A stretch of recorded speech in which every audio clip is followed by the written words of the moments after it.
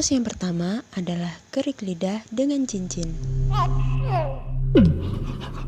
Faktanya, hasil penelitian yang dilakukan oleh Savitri pada tahun 2017 menyebutkan bahwa faktor yang mempengaruhi perkembangan bahasa dan bicara anak adalah pengetahuan yang dimiliki oleh orang tua atau lingkungan mengenai tumbuh kembang dan cara menstimulasi anak, serta bentuk pola asuh yang positif.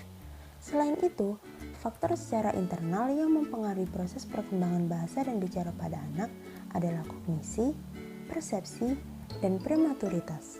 Sehingga tidak ada hubungan antara kerik lidah menggunakan cincin untuk menstimulasi perkembangan bahasa dan bicara pada anak.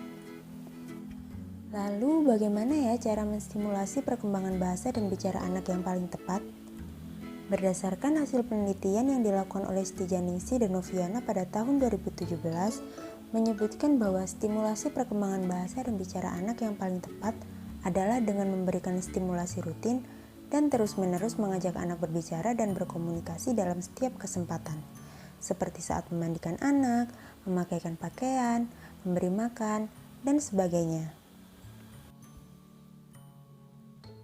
Karena anak belajar berbicara dengan cara meniru suara-suara yang didengar dan diucapkan oleh orang lain, sehingga semakin sering anak-anak diajak untuk berkomunikasi dapat membantu mengembangkan kosakata baru pada anak.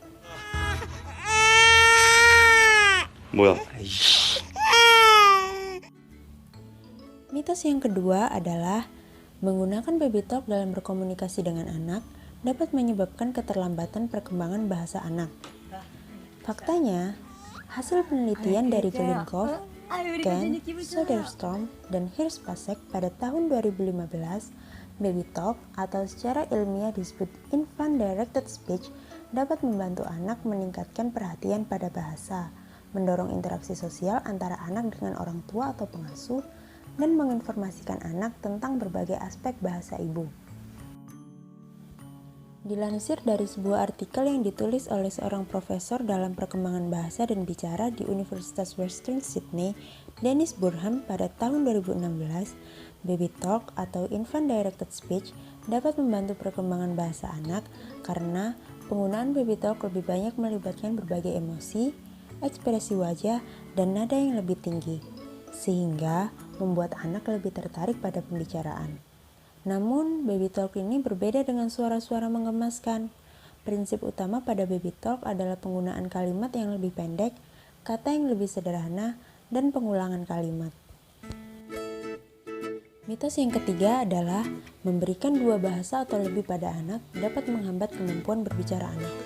Faktanya, penelitian yang dilakukan oleh Pusponegoro pada tahun 2014 menjelaskan bahwa penggunaan dua bahasa atau lebih baik di rumah maupun di lingkungan luar rumah seperti sekolah atau taman bermain tidak menimbulkan masalah pada anak normal. Anak dengan kemampuan bilingual dapat menguasai kedua bahasa tersebut sebelum berusia 6 tahun. Bilingualisme memberikan pengaruh kekuatan positif terhadap peningkatan kognitif anak dan perkembangan bahasa anak. Selain itu, bilingualisme meningkatkan kemampuan akses literasi anak dalam keterhubungan sistem menulis dua bahasa. Manfaat lain adalah kontrol diri anak.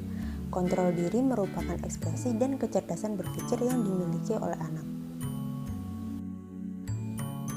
Dalam penelitian lain yang dilakukan oleh Jafar pada tahun 2011 menyimpulkan bahwa tahun-tahun di taman kanak-kanak terbukti efektif dalam menjadikan anak menjadi bilingual dan meningkatkan kemampuan akademis serta lebih siap dalam mempelajari bahasa ketiga.